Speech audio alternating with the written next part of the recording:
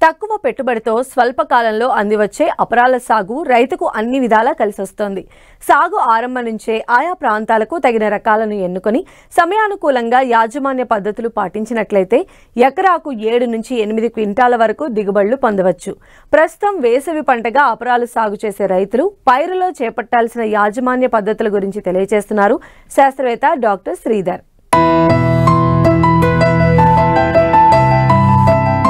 మన దేశం అపరాల ఉత్పత్తిలో ప్రపంచంలోనే మొదటి స్థానంలో ఉన్నప్పటికీ అంతకన్నా ఎక్కువ స్థాయిలో పప్పు ధాన్యాల వినియోగం ఉంది. దీనివల్ల గత కొన్ని సంవత్సరాలుగా దేశంలో డిమాండ్ సరఫరా మధ్య వ్యత్యాసం పెరుగుతూ వచ్చింది. కానీ దేశీయ అవసరాలు తీర్చడానికి విదేశీ దిగుమతులపై ఆధారపడడం తప్పకపోవడం వల్ల ఎంతో విలువైన విదేశీ మారకద్రవ్య నిల్వలు నష్టపోవడం జరుగుతూ ఉంది. అందుకని దేశీయంగానే ఉత్పత్తిని పెంచి వాణిజ్యపరంగానే కాకుండా ఆహార భద్రతను, ముఖ్యంగా పోషకాహార భద్రతను పాటించాల్సిన అవసరం ఎంతో ఉంది. నీటి వసతి ఉన్న రైతాంగం ప్రస్తుతం వేసవి పంటగా మినుము, పెసర పంటల సాగుకు సిద్ధమవుతున్నారు. ఆయా ప్రాంతాలకు అనువైన రకాలను ఎంపిక చేసుకుని ఫిబ్రవరి చివరి వరకు ఈ పంటలను విత్తుకోవచ్చు. కొన్ని ప్రాంతాల్లో మార్చి 15 వరకు కూడా విత్తుకోవచ్చు. పెసర, మినుము పైర్లలో మేలైన యాజమాన్య పద్ధతులు పాటిస్తే మంచి దిగుబడులను తీయవచ్చు. రకాలు చూసుకున్నట్లయితే మనకి వేసవికి అనుకూలమైన రకాలు మదిరా వ్యవసాయ పరిశ్రమ నుంచి విడుదలైనటువంటి MGG 295 అనే రకం, MGG 347 అనే రకం, MGG 351 అనే రకం. అదేవిధంగా ప్రాంతీయ వ్యవసాయ పరిశ్రమ స్థానం వరంగల్ నుంచి విడుదలైనటువంటి WGG 37, అదేవిధంగా WGG 42, అదేవిధంగా TM 96-2, అదేవిధంగా IPM 2-14 అనే రకాలు మనకి వేసవికి అనుకూలమైన రకాలు. ఇవన్నీ కూడా మనకి దాదాపుగా 55 నుంచి 70 రోజుల్లో పంట కాలం ఉంటుంది. అదే మన WGG 42 అనే రకం, 42 రకం 55 నుంచి 60 రోజుల్లో మనకి పంట చేతికి వస్తుంది. అదేవిధంగా ఇది పల్లాకు తెగులను కూడా సమర్థవంతంగా తట్టుకుంటుంది. మిగతా రకాలు చూస్తే పల్లాకు తెగులు కొంతవరకు తట్టుకొని మనకి ఎకరానికి సరాసరి 5 నుంచి 6 క్వింటాల దిగుబడినిచ్చే అవకాశాలు ఉన్నాయి. అదేవిధంగా మనం మెను రకాలు చూసుకున్నట్లయితే మనకి వేసవికి ముఖ్యంగా అనుకూలమైన రకాలు చూసుకున్నట్లయితే PG 31 అనే రకం, ఇది 70 నుంచి 75 రోజుల పంట కాలం కలిగి ఉంటుంది. అదేవిధంగా పల్లాకు తెగుల్ని సమర్థవంతంగా తట్టుకుంటుంది.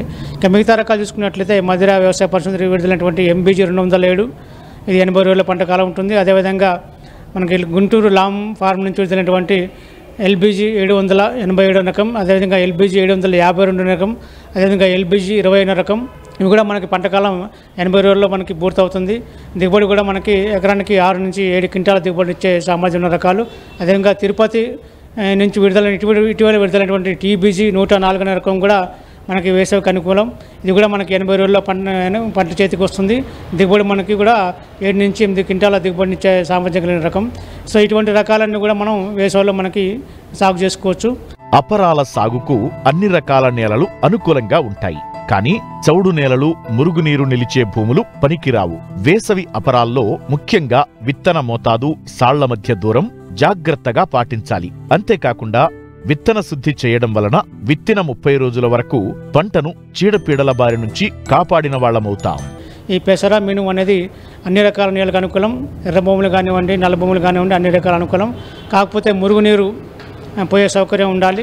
అదేవిధంగా మనకి విత్తన మోతాదు వచ్చేసి మనకి ఎకరానికి పెసరైతే 7 నుంచి 8 కిలోల విత్తనం అవసరం పడుతుంది. అదేవిధంగా మినుము అయితే ఎకరానికి 8 నుంచి 9 కిలోల వరకు, అంటే మనం అది సాలల్లో ఎదబెట్టుకున్నట్లయితే ఈ విత్తనం మోతాదు. అదే మనం చల్లుకున్నట్లయితే మనం దాదాపుగా 10 కిలోల విత్తనం సరిపోతుంది పెసరకి. మినుముకైతే 10 నుంచి 12 కిలోల విత్తనం అవసరం అవుతుంది. జనవరి 15 నుంచి కూడా మేము విత్తుకోవచ్చు. జనవరి 10 నుంచి ఫిబ్రవరి చివరి వరకు విత్తుకుంటే మనకి దిగుబడులు వచ్చే అవకాశం ఉంటుంది. కొన్ని ప్రాంతాల్లో మనం మార్చి 15 వరకు కూడా మనం పెసర మినుమును విత్తుకోవచ్చు. సో మొక్కల సాంద్రత చూసుకున్నట్లయితే మనకి సాలుకు మధ్య 22.5 సెంటీమీటర్లు, అదేవిధంగా మొక్కకు మధ్య 10 సెంటీమీటర్ల దూరంలో వచ్చేటట్లుగా మనం వెతుకోవాలి. అంటే మనకి ఒక చదరపు మీటర్ తీసుకుంటే దాదాపుగా 44 మొక్కలు ఉండేటట్లు చూసుకోవాలి. అపరాల సాగులో అతి ముఖ్యమైనది ఎరువుల యాజమాన్యం. ఎంచుకున్న నేలను ముందుగా 2-3 సార్లు బాగా దున్ని ఆఖరి దుక్కిలో 2 టన్నుల పశువుల ఎరువును వేసుకుని కలియదున్నుకోవాలి. దాంతోపాటు నత్రజని, భాస్వరాన్నిచ్చే ఎరువులను వేసుకోవాలి. ఎరువుల యాజమాన్యం చూసుకున్నట్లయితే మనకి బప్పు జాతికి సంబంధించిన మొక్కలు కాబట్టి వేరు దగ్గర బొడిపల్లి ఉంటుంది. ఈ బొడిపల్లి ద్వారా గాలిలోని నత్రజని స్థిరీకరించి మనకి నత్రజని వినియోగాన్ని చాలా వరకు తగ్గిస్తుంది. మనకి ఎకరానికి 8 కిలోల నత్రజని ఇచ్చారు. అదేవిధంగా 20 కిలోల భాస్వరం ఇచ్చే ఎరువులు సరిపోతుంది. అది కూడా ఆఖరి దుక్కులోనే వేసుకోవాల్సి ఉంటుంది. విత్తన శుద్ధి చూసుకోవాలి. మెయిన్గా మనకి విత్తనం విత్తే ముందు కంపల్సరీగా విత్తన శుద్ధి చేసుకోవాల్సి ఉంటుంది. ఎందుకంటే వేసవి పంట కాబట్టి మనకి రసం పీల్చే పురుగుల బెడద ఎక్కువ ఉంటుంది. తద్వారా మనకి వైరస్ తెగుళ్ళు వచ్చే అవకాశాలు ఎక్కువ ఉంటాయి కాబట్టి విత్తన శుద్ధి చేసుకోవాలి. ఈ విత్తన శుద్ధికి గాను మనం కిలో విత్తనానికి గౌచ్ అంటే ఎమిడా అనే మందు ఉంటుంది. FS 600 అనే మందు కిలో విత్తనానికి 5 మిల్లీలీటర్లు, లేదంటే థయోమిథాక్సమ్ అనే మందు కిలో విత్తనానికి 5 గ్రాములు చొప్పున మనం విత్తే ముందు విత్తన శుద్ధి చేసుకొని తెగులు సంబంధించిన మందుతో కూడా అంటే మనకి 2.5 గ్రాములు క్యాప్టన్ లేదా థైరమ్ లేదంటే మ్యాంకోజెబ్తో పాటు కీటకనాశనంతో కూడా విత్తన శుద్ధి చేసుకున్నట్లయితే దాదాపుగా 15 నుంచి 20 రోజుల పాటు మనకి రసం పీల్చే పురుగుల నుంచి మనం పంటను కాపాడుకోవచ్చు.